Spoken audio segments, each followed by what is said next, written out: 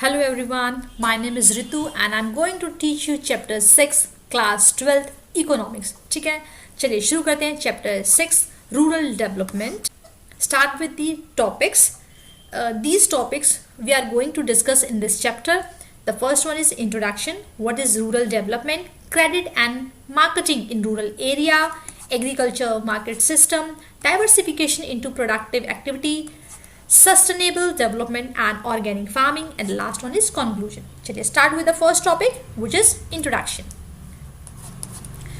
The majority of the poor live in a rural areas where they do not have access the basic necessities of life.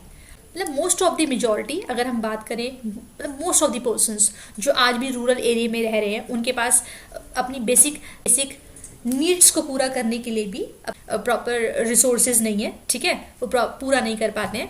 तो वही line लिखिए, the majority of the poor live in a rural area.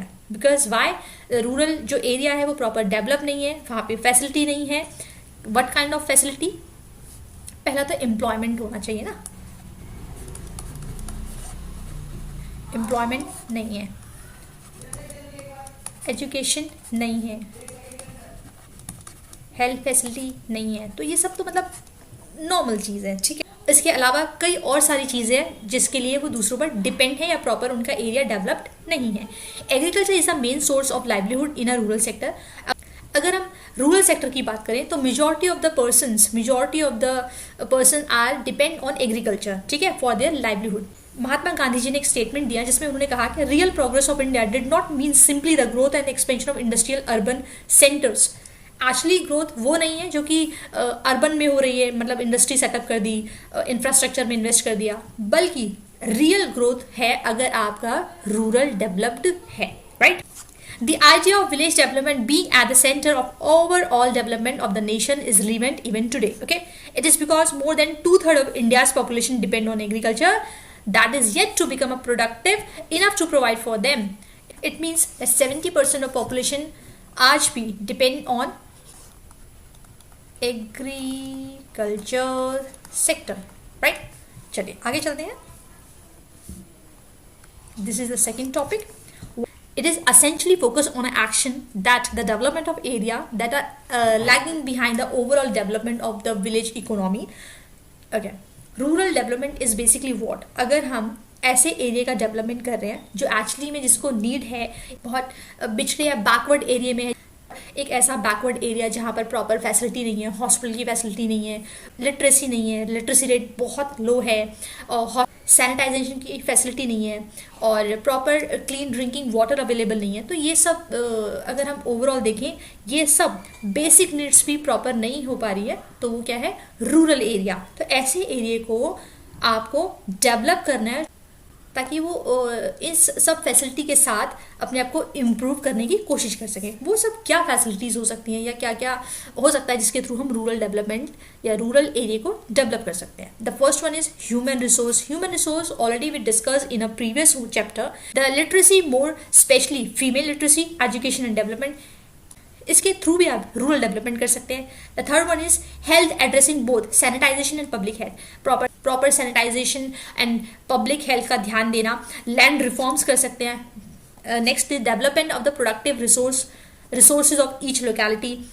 Next infrastructure development like electricity provide कराना, irrigation facility provide कराना, credit provide कराना, marketing, transport facility के अंदर include हो सकता है कि construction of village road, feeder roads to near by highways, ताकि वो उन्हें कनेक्टेड करता हो किसी हाईवे से या किसी रोड से, ताकि वो अपने क्रॉप्स को मार्केट तक पहुंचाकर या ट्रेड कर आ सकें, बेच कर आ सकें.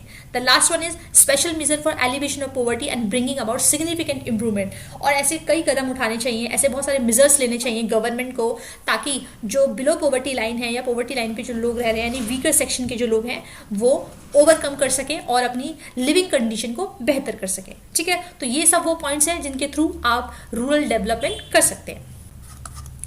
All these mean that people engage in a farm and non-farm activity in a rural area. कोई भी अगर रूरल एरिया में रह रहा है तो वो अपने आप को कहीं ना कहीं तो इंगेज करेगा फॉर देयर लाइवलीहुड, क्योंकि उसे अर्न करना है. ठीक है, तो वो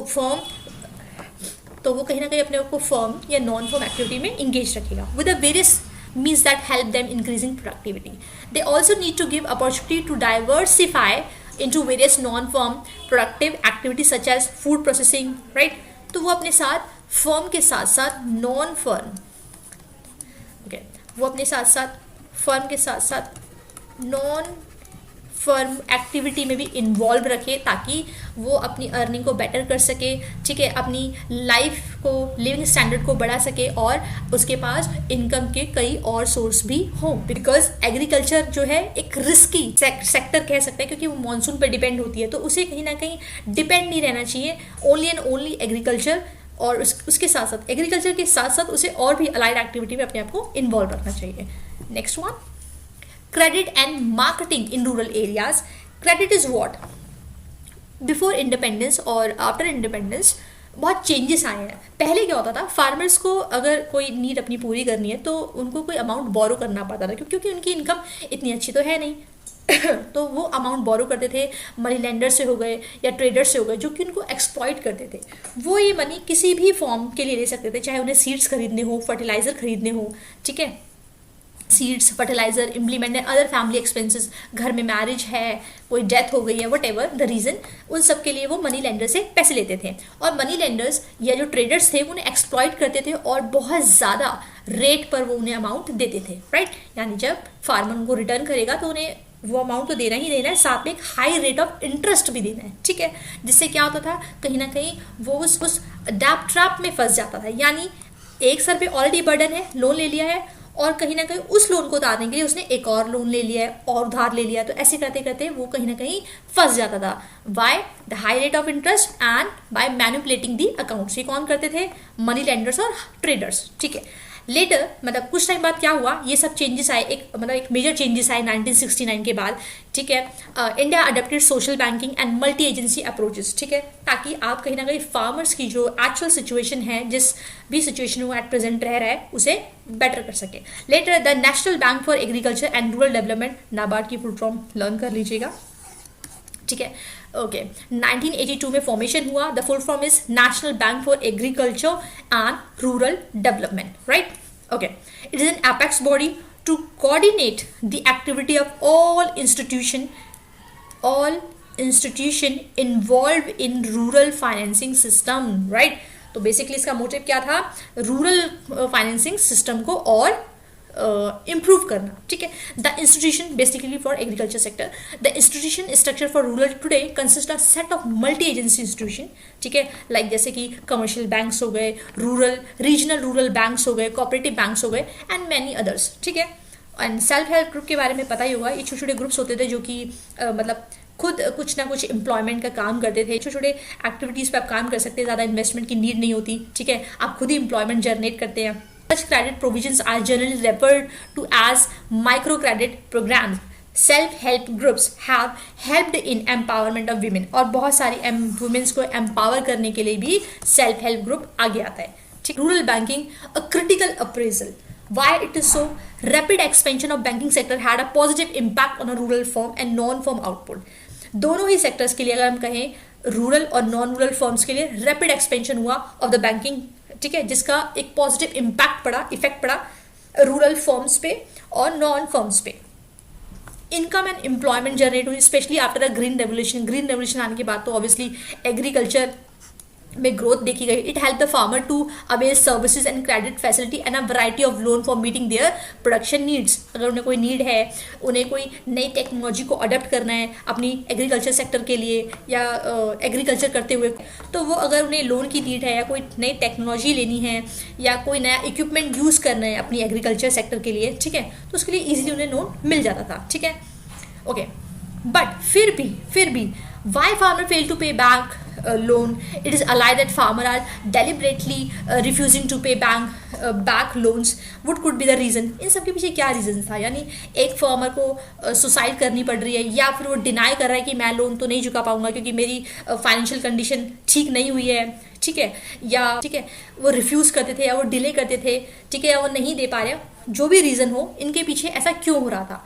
उनका एग्रीकल्चर पे डिपेंड होना, एग्रीकल्चर पे क्या होना ना, डिपेंड होना।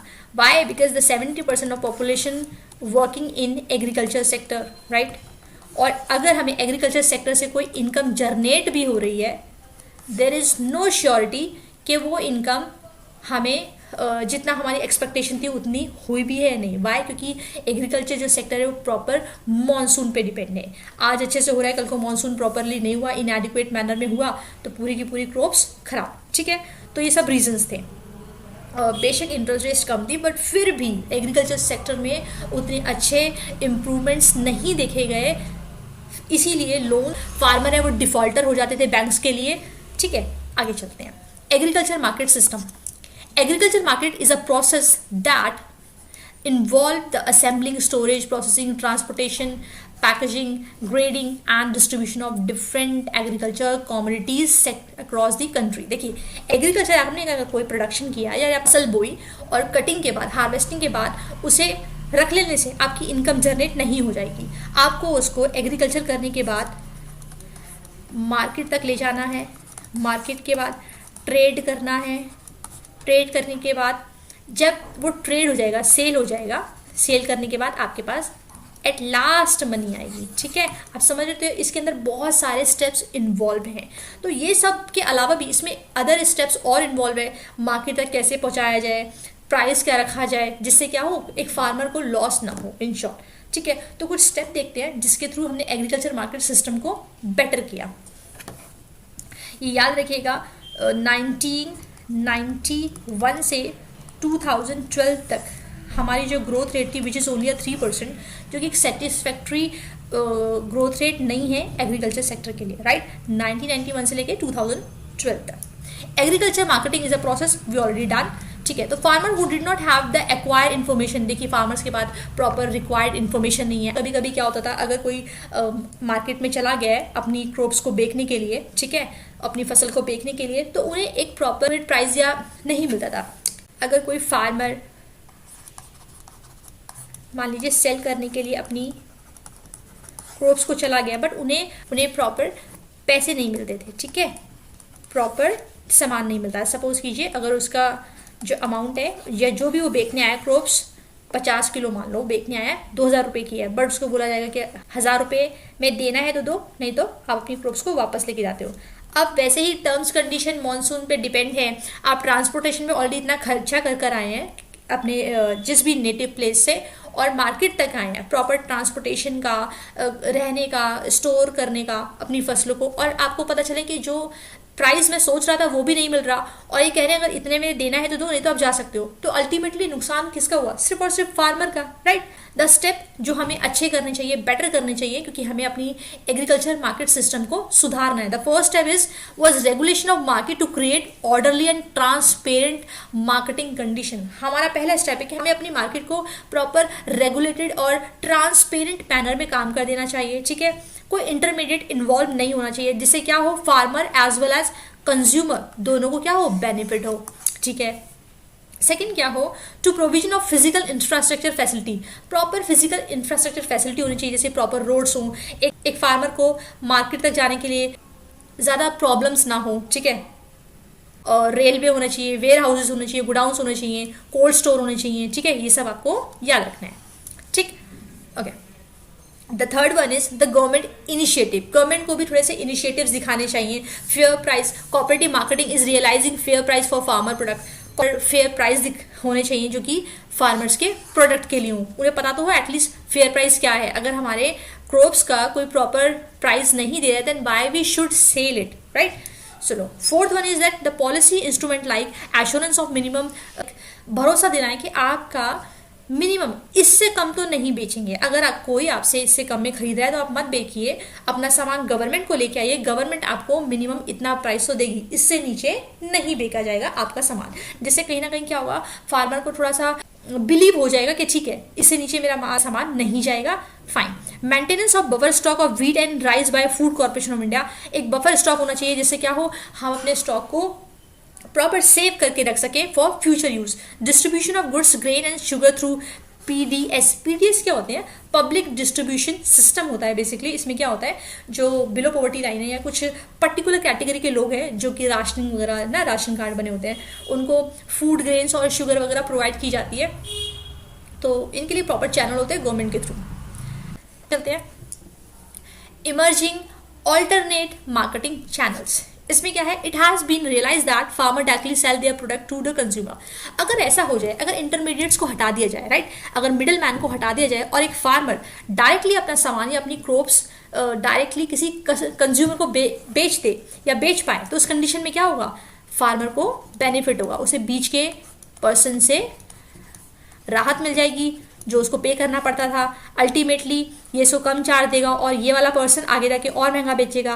तो क्या है, अल्टीमेटली फार्मर ही अगर इस थर्ड पार्टी को यानी कंज्यूमर को बेच दे और ये मिडल पर्सन एलिमिनेट ही हो जाए, तो इससे फायदा किसको होगा, कंज्यूमर को भी, क्योंकि उसे जो प्रोडक्ट एग्रीकल्चर प्रोडक्ट्स हैं वो टाइम पर मिलने लगेंगे, ठीक है, और फार्मर्स की इनकम पे इफेक्ट आएगा, इंप्रूव हो गए, right. Okay, it increase their income. First motive is farmers की इनकम बढ़ जाए। इसकी कुछ एग्जाम्पल है अपनी मंडी, जैसे कि पंजाब, हरियाणा, राजस्थान, कुछ कुछ स्टेट्स में, और ये प्रॉपर वर्किंग है, ठीक है। और भी कई स्टेट्स में है, तेलंगाना, आंध्र प्रदेश, बट थोड़े नाम अलग है, अगर याद हो जाए तो बहुत बढ़िया बात। इसके अलावा the civil nation and multinational fast food chains are increasingly entering into contacts alliances with the farmer to encourage them to cultivate farm product. अगर सपोज कीजिए उनको इनकम ही जनरेट नहीं होगी तो कहीं ना कहीं फार्मर फार्मिंग छोड़ देगा।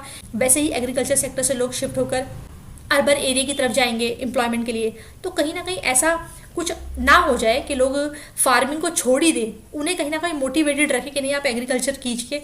मॉनसून पे डिपेंड करता है, वी एग्री कि मॉनसून पे डिपेंड करती है आपकी एग्रीकल्चर सेक्टर, वेजिटेबल्स हो, फ्रूट्स हो, what ever it is, but वो एक डिज़ायर क्वालिटी का हो, तो हम आपको एश्योरेंस देते हैं कि आपको हम प्रॉपर उसका अमाउंट भी देंगे और साथ में और भी हेल्प देंगे, ठीक है।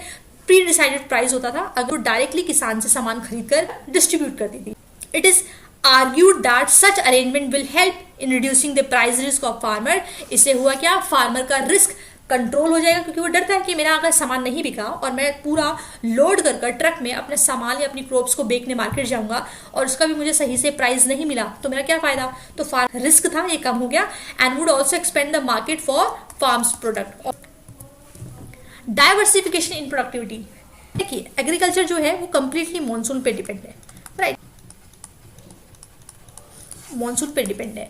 अगर सब कुछ मॉनसून पे डिपेंड है और ये रिस्की भी है, ठीक है, इसमें रिस्क है, ऑब्वियसली क्रॉपिंग्स वगैरह या एग्रीकल्चर सेक्टर में रिस्क है, तो why we should depend on it ना, सिर्फ ओनली एंड ओनली कि हम एग्रीकल्चर करेंगे, बाकी सेक्टर्स में हम इन्वॉल्वमेंट नहीं दिखा सकते, ठीक है। एक पर्टिकुलर टाइम पीरियड पर हम एग्रीकल्चर के अलावा दूसरी एक्टिविटीज़ में भी अपने आप को इन्वॉल्व रखें, दैट इज़ द डाइवर्सिफिकेशन, ठीक है। जैसे कि life stock, poultry, fisheries and non agriculture sector, ठीक है। The need of the diversification arises from the fact that there is a greater risk in depending exclusively on farming for livelihood. For example, अगर किसान को अपनी livelihood देखनी है, अगर उसे अपनी अर्निंग देखनी है और प्रॉपरली एग्रीकल्चर पे डिपेंड हो, तो ये बहुत ज़्यादा बड़ा रिस्क ले रहा है। और मॉनसून प्रॉपर नहीं हुआ या उसकी क्रॉप डिस्ट्रॉय हो गई, what ever the reason, monsoon बहुत ज़्यादा हो गया यानी बारिश बहुत ज़्यादा हो गई, या फिर वो अपना लाइफ कैसे चलाएगा, ठीक है। तो कहीं ना कहीं इस रिस्क से बचने के लिए वो एग्रीकल्चर सेक्टर के साथ साथ अपनी इन्वॉल्वमेंट किसी और सेक्टर में भी दिखाए, जो कि हम देख चुके हैं। Okay, much of the agriculture employment activity concentrate in a kharif crops, ठीक है, but during the rabi crops in a area there was an inadequate irrigation facility, ठीक है, it becomes difficult to find gainful employment.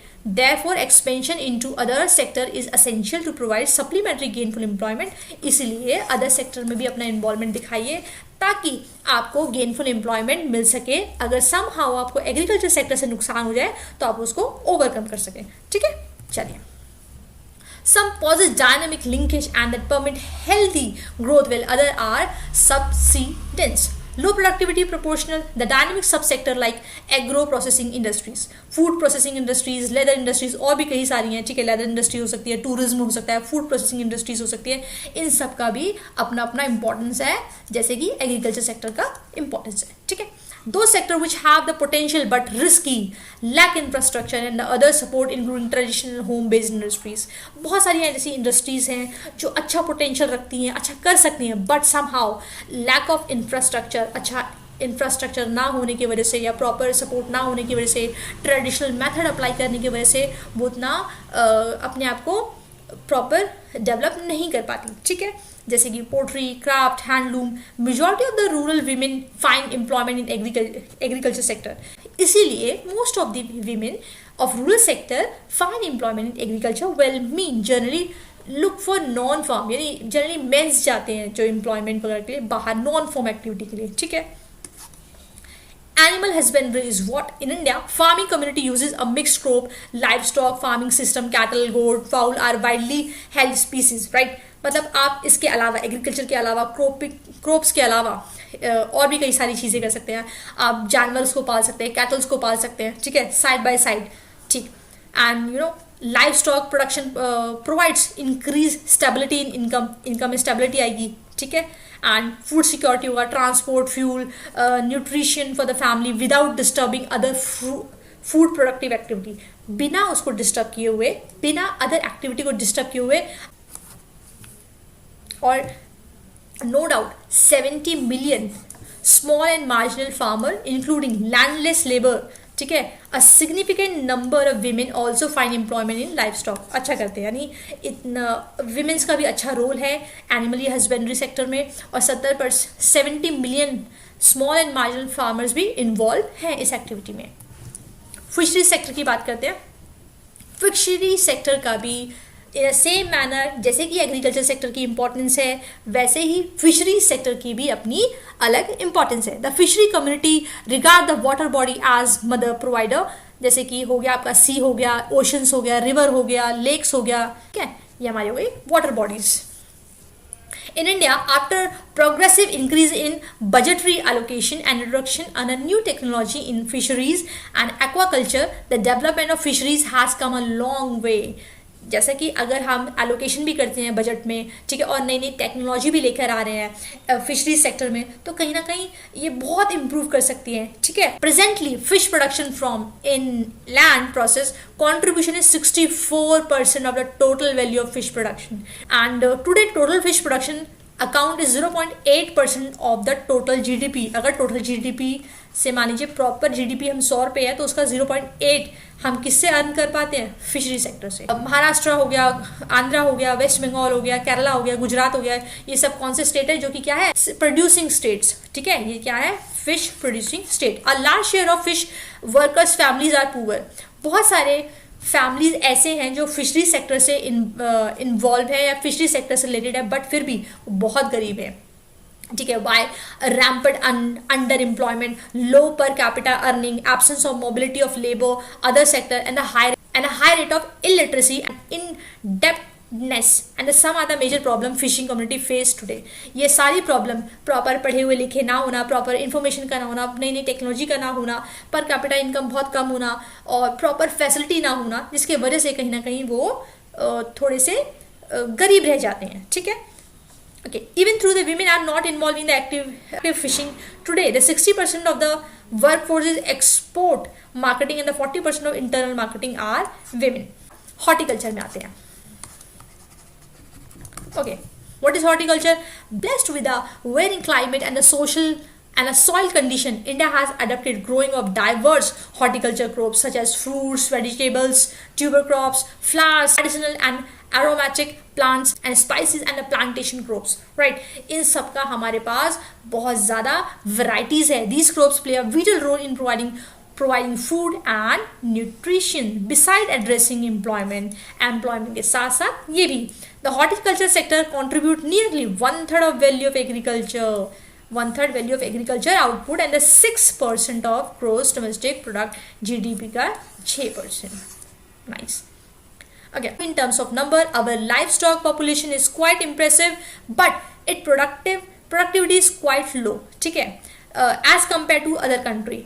अच्छा है, impressive है, no doubt, but अगर other countries के comparison में देखें तो ज़्यादा इम्प्रेसिव नहीं है. It require improve technology and promotion for good breeds of animal and enhance productivity. हमें अगर और इम्प्रूव करना है तो कहीं ना कहीं हमें नई टेक्नोलॉजी को अपनाना पड़ेगा, प्रमोशन करना पड़ेगा और नई ब्रीड्स के साथ एनिमल की प्रोडक्टिविटी को इम्प्रूव करना पड़ेगा. आगे चलते हैं. Other alternate livelihood options. The IT has revolutionized many sectors in Indian economy. There is a broad consensus that IT can play a vital, critical role in achieving sustainable development and food security in a 21st century. Is it right? देखिए, अगर technology ना होती तो क्या हमारा जैसे independence के शुरू में हमारे सिचुएशन थी, हमारे हालात थे, क्या एट प्रेजेंट होते? नहीं, क्योंकि हमने बहुत सारी टेक्नोलॉजी को एग्रीकल्चर सेक्टर में इन्वॉल्व किया है, अपनाया है, अडॉप्ट किया है, जिसके थ्रू हमने अपनी प्रोडक्टिविटी इम्प्रूव की है। एग्रीकल्चर सेक्टर हो, चाहे वो सर्विस सेक्टर हो या वट किसी भी एक्टिविटी से इन्वॉल्व हो, डेफिनेटली इम्प्रूव किया है। It also a positive impact on agriculture sector as it can disseminated information regarding emerging technologies and its applications, prices, weather, soil condition, बहुत सारी ऐसी टर्म्स एंड कंडीशंस होती हैं जिसके थ्रू अगर हम आईटी सेक्टर की हेल्प लेते हैं तो हम अपने आप को पहले से बेटर या प्रिवेंटिव मैनर पे काम कर सकते हैं। फॉर एग्जाम्पल, अगर हमें पता हो हमारा वेदर कैसा है, या आज मानसून होगा या नहीं होगा, या ये कंडीशन ख़राब होने वाली है, या यहाँ की सॉइल कंडीशन कैसी है, इस पर ये वाली क्रॉप्स हो सकती है नहीं हो सकती है, तो ये सब मैटर करता है। अगर हम ये टेक्नोलॉजी या हम आईटी सेक्टर की हेल्प नहीं लेंगे तो I think we can not imagine कि हम उतना इम्प्रूव कर पाते, right. Apart from that, experiments with the IT and its application to rural development are carried out in a different part of India. ठीक है, तो कहीं ना कहीं रूरल डेवलपमेंट में आईटी सेक्टर का भी अपना रोल है। Sustainable development and organic farming. In recent year, awareness of the harmful effect of chemical-based fertilizer and pesticides. अगर दो एग्रीकल्चर क्रॉप्स प्रोडक्ट हैं आपके पास, ठीक है, एक बना है पेस्टिसाइड से जिसमें बहुत सारे टॉक्सिक हैं, ठीक है, केमिकल फर्टिलाइजर हैं, और एक बना है नेचुरल लाइक इको फ्रेंडली है, ठीक है, उसमें कोई टॉक्सिक वगैरह नहीं है, पेस्टिसाइड जो इस्तेमाल किए गए हैं। तो दोनों प्रोडक्ट्स में से आप क्या खरीदना पसंद करेंगे? ऑब्वियसली ऑर्गेनिक या इको फ्रेंडली वाला जिसमें कोई टॉक्सिक नहीं है, कोई पेस्टिसाइड नहीं है, ठीक है, कोई केमिकल फर्टिलाइजर नहीं डाला गया है, ठीक है, नेचुरल है। तो उस केस में आप ऑर्गेनिक की तरह डिमांड करेंगे क्योंकि इससे आपकी हेल्थ को कोई इशू नहीं होगा। ऐसे ही ऑर्गेनिक फार्मिंग की और इंडिया में भी और बाहर कंट्रीज में भी बहुत डिमांड है, और कहीं ना कहीं ये भी एक एम्प्लॉयमेंट जनरेट करने में हेल्प करता है, ठीक है। Effort in evolving technology which are eco friendly are essential for sustainable development, and one such technology which is eco friendly is organic farming, ठीक है। In short, organic farming is a whole system of farming that restores, maintain, enhance the ecological balance. There is an increasing demand of organic grown food to enhance food safety throughout the world, right? क्योंकि food safety है, आपकी health को issue नहीं होगा। Benefit of organic farming, I already told you that HYV seeds क्या होते हैं, high yield variety वाले सीड, केमिकल फर्टिलाइजर, पेस्टिसाइड्स, ठीक है, इन सब से अगर आप एग्रीकल्चर कर रहे हैं, ठीक है, या क्रॉप्स उगा रहे, तो वो आई थिंक आपकी हेल्थ को कहीं ना कहीं इफेक्ट करती है। बट अगर आप ऑर्गेनिक फार्मिंग कर रहे हैं तो वो आपकी हेल्थ पर कोई इशू नहीं करती, ठीक है। आपकी एम्प्लॉयमेंट भी क्रिएट कर रही है, ग्रोथ में भी हेल्प कर रही है, यानी एम्प्लॉयमेंट जनरेट कर रही है, और आपकी हेल्थ पर भी इफेक्ट नहीं डाल रही। तो which one is better? Obviously organic farming, ठीक है। In India, we'll find organic farming an attractive proposition. ठीक है. Finally, to produce the pesticide-free produce in an environmentally sustainable way. Popularizing organic farming require awareness and willingness on the part of farmer to adopt a new technology. ठीक है. Adequate infrastructure and the problem of marketing to products are major concern that we need to address apart from that appropriate agriculture policy to promote organic farming. कहीं ना कहीं एक छोटी सी कमी रह जाती है प्रॉपर एडिक्वेट इंफ्रास्ट्रक्चर की, यानी इनएडिक्वेट इंफ्रास्ट्रक्चर है। प्रॉब्लम है आपके ऑर्गेनिक प्रोडक्ट्स की मार्केटिंग की, क्योंकि लोग उसके बारे में अवेयर नहीं है। तो वी हैव टू बी कि हम ऐसा करें कि वो अवेयर हो जाएं, उनकी प्रॉपर मार्केटिंग करें, लोगों को अवेयर करें। It has been observe that yield for organic farming are less than modern agricultural farming in an initial year. Therefore, small and marginal farmer may find it difficult to adopt a large scale production. Right? So we need to improve. हम अगर ऐसा involvement दिखाएंगे तो कहीं ना कहीं organic farming के बारे में भी लोग जानेंगे। ठीक, आगे चलते हैं। The last one is conclusion. हमने इस चैप्टर में जो भी सीखा एक गो थ्रू करते हैं। It is clear that until unless some spectacular changes occurred, the rural sector might continue to remain backward. अगर हम कुछ चेंजेस लेना चाहते हैं, कुछ अच्छा करना चाहते हैं, तो कहीं ना कहीं हमें कंटिन्यू करना पड़ेगा अपने बैकवर्ड एरिया से। ठीक है, क्योंकि महात्मा गांधी जी की लाइंस क्या थी, अगर आपके नेशन को आपको डेवलप देखना है तो आप अर्बन को कितना भी इंफ्रास्ट्रक्चर को बेटर कर लीजिए, इंडस्ट्रीज को बेटर कर लीजिए, जब तक आप रूरल डेवलपमेंट नहीं करेंगे आपके नेशन का डेवलपमेंट नहीं होगा. There is a greater need today to make a rural areas more vibrant through diversification into dairying, poultries, fishery, vegetable, fruits and all, right. So we need to support कि हम इनको improve करें, aware करें और ऐसी ऐसी planning या policies लेके आएँ गवर्नमेंट जिसके थ्रू हम रूरल डेवलपमेंट ला सकें. तो इट इज़ वेरी इजी अगर गवर्नमेंट ऐसे इनिशिएटिव दिखाती है, ऐसी पॉलिसीज़ लेके आती है जिसके थ्रू क्या हो सके, जो फार्मर्स हैं और ऐसे एग्रीकल्चर डिपार्टमेंट हैं स्टेट्स के जिनके बीच में एक लिंक हो, एक फ्रेंडली नेचर हो जिसके थ्रू वो नई नई टेक्नोलॉजी को अडप्ट कर सकें, ठीक है. और उनके पास प्रॉपर फैसिलिटी हो, लाइक क्रेडिट फैसिलिटी अवेल हो जाए, ठीक है, ईजी या चीप रेट पर, रेट ऑफ इंटरेस्ट पर. तो उससे क्या होगा, रूरल डेवलपमेंट आएगा और उनकी एम्प्लॉयमेंट, उनका लाइवलीहुड, उनकी इनकम जनरेशन रिसोर्सेज सब बढ़ेंगे, ठीक है. Thank you so much for watching. Thank you.